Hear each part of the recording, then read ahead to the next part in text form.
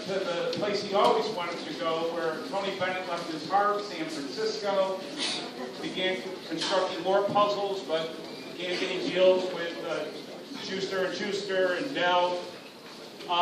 Went down to Santa Monica, did screenwriting down there in Santa Monica, California.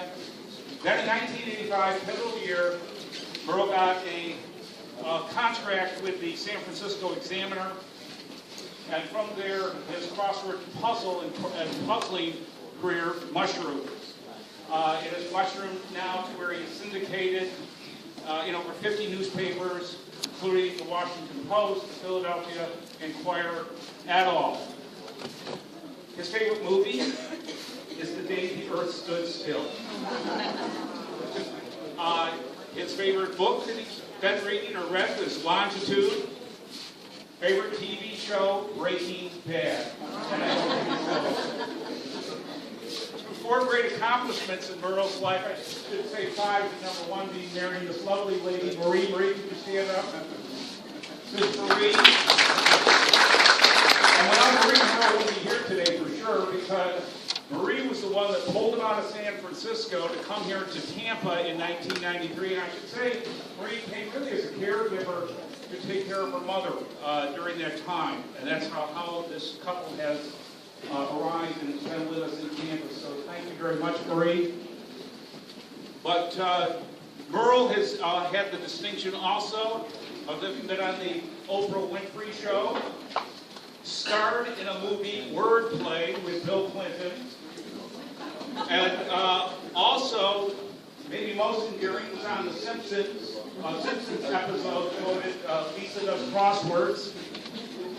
And perhaps this will make it today, Merle, also speaking as the guest speaker for the Osher Lifelong Learning Institute.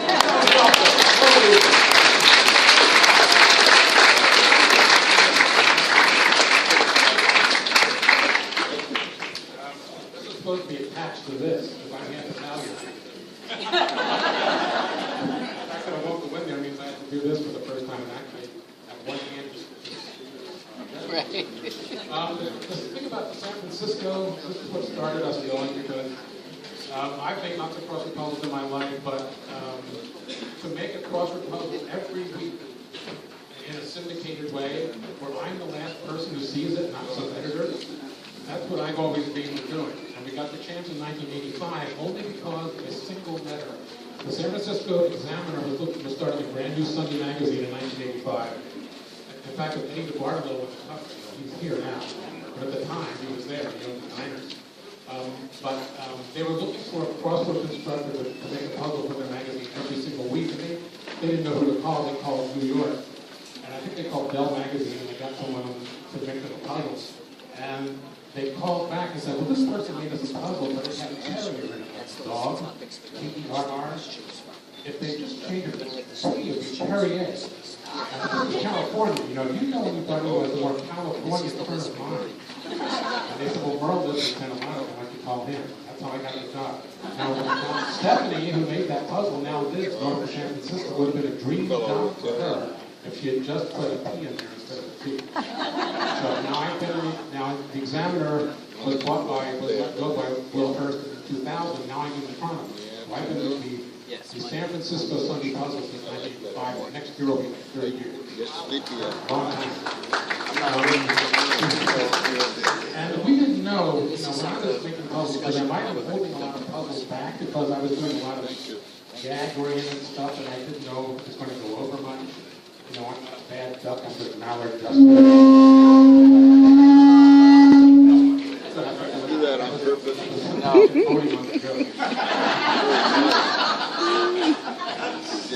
I'll tell the difference.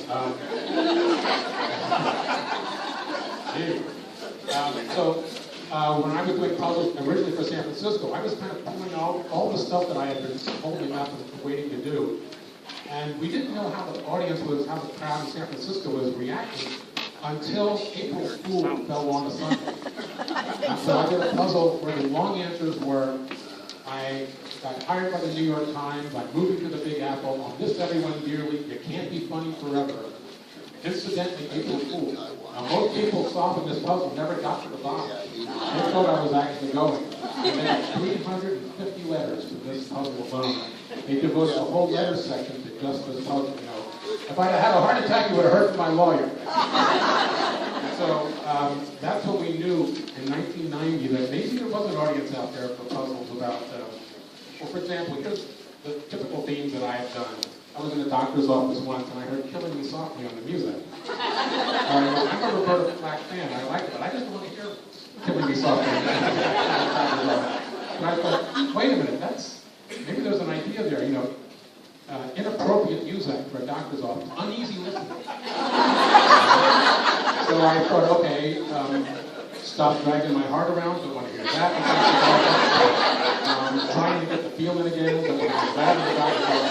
So I did a puzzle like that. So this is the kind of stuff I was doing. I was doing things like cliche combos. These are things that you hear all the time. You don't know how these two words got together, like we got along famously. I don't even know what that means.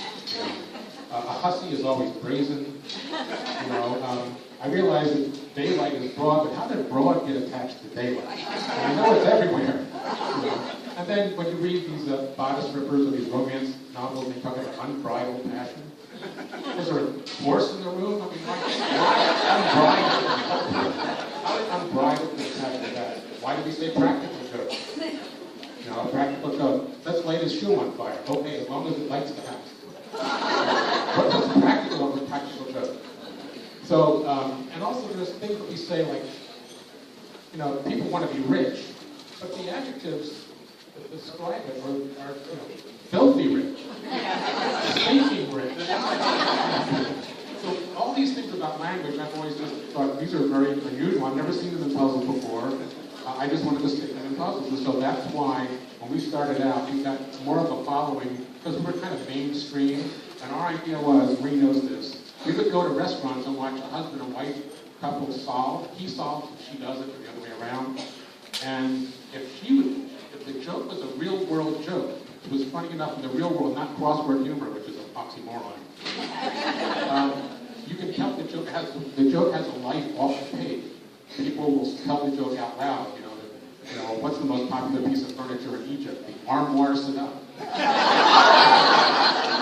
So that's the kind of stuff we were doing. And I could ask, how do I get my ideas? And it's just driving down the street. You know, we have a neighborhood watch program. I think most people do. Well, neighborhood watch, I thought, that could be the answer to a Tarzan thing. Tarzan, how come you and Jane don't skinny dip in the backyard anymore? Neighborhood watch. So ideas come from everywhere, and there's not too many puzzles that have this kind of thing. When we were shopping the puzzle around in the 80s, I would never fly to Seattle and talk to the editor and say, hi, we think the puzzle you're currently running is awful. We think you ought to put us in instead. And he said, no, let's fly there, talk to the editor, and we would crack her up with the jokes and the puzzles. We said, okay, we'll try you out. But I would never have done that. The reason we were in 50 papers, LA Times, San Francisco Chronicle, Seattle Times, is because Marie said, well, you can be the puzzle guy, but I'm going to drag you out of the house, you know, and go do this thing. And then, of course, since we own the puzzle, unlike everybody else in the puzzle world is full of freelance. You want a puzzle in the New York Times, you send it to Will Shortz. He can edit it however he wants to. He can change the title, do whatever he wants to, pay you a flat fee, it's over. So when I would send puzzles in, very often they were funny when they went in, but they weren't funny when they came out. So I said, I have to be the last person who sees it.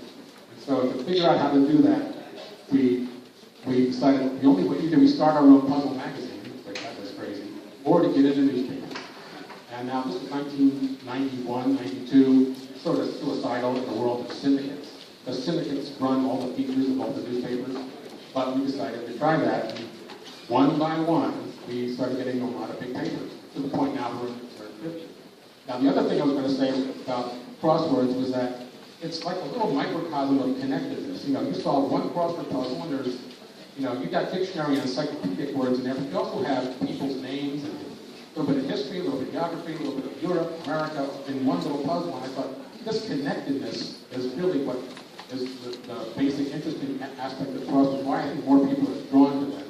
There's a connected nature, and it's sort of slopped over into our lives because amazing connected things happen to us we would never have guessed happening.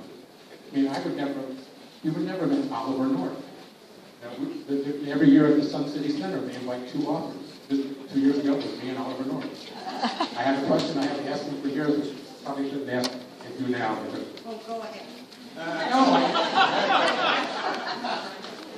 it's a downer of a story. It's about the Achille Lauro. Remember the Achille Lauro incident? It was a terrible story with Leon Klinghoffer. Those terrorists who took over that ocean liner then hijacked an airliner in Libya and tried to fly it to safety. But American jets forced it to land in Rome. And the guy who was in charge of scrambling those jets was Oliver North. That was his mission, was to get those terrorists down. Now, Italy eventually let those guys go, to the great consternation of America. But I asked Oliver North, years before that, I was in Santa Monica, and well, I'll make this story pretty short, but the question was, the State Department at the time was asked, would you really have shot down an airliner because of 5 terrorists? They said, well, no. And an actor friend of mine, Ron Ely, who played Tarzan on TV, he said, well, Carl, don't you think it was dumb of the State Department to say that they would not have shot down the